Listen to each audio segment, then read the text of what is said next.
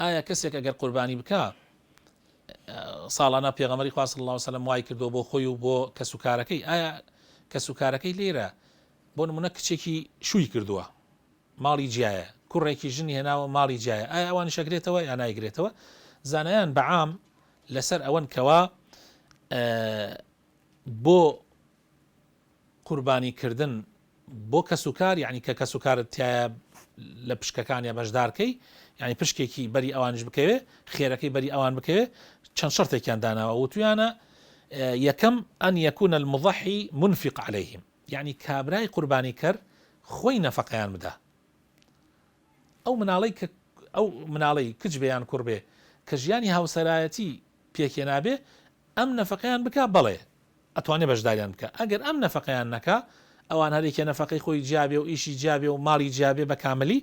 ئیتر بەری ناکەوێت دووهەم وتویانە ئەن یەکونوا جەمیعا یەشتەریکونە فی النەفەقە یعنی هەمویان لەو نەفەقە بەشدارن یعنی بەیەکەوە نەفەقە ئەکەن یعنی هەموو ژیانیان پێکەوەیە لە خواردنا و لە هەموو شتەکانیان لە ماڵەوە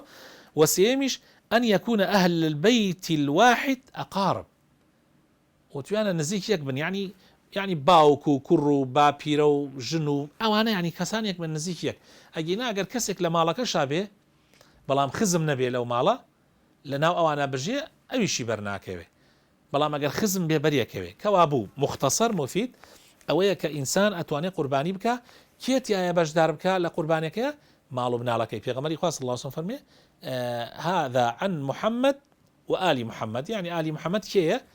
خێزانەکانی پێغەمبەر صلی الله علیه و سلم نەو کاتە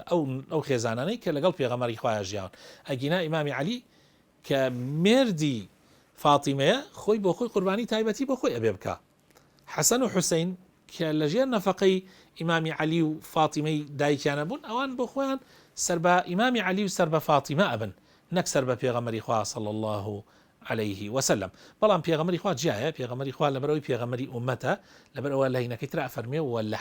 ئەمان وعن ئومەتی یعنی هەموو ئومەتەکەی یعنی پێغەمبەری خوا صلی الله عليه وسلم قوربانیکی تایبەتی بۆ ئومەتەکەی کردووە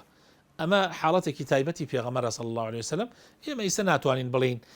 ئەم قوربانیە بۆ ئێمە و بۆ هەموو نەتەوەی ئیسلام ئومەتی ئیسلام ئەمە ناکرێت بەڵام ئەتوانی بڵێ بۆ خۆم و بۆ ئەو کەسوکارانم کە لەگەڵ ما ئەژێن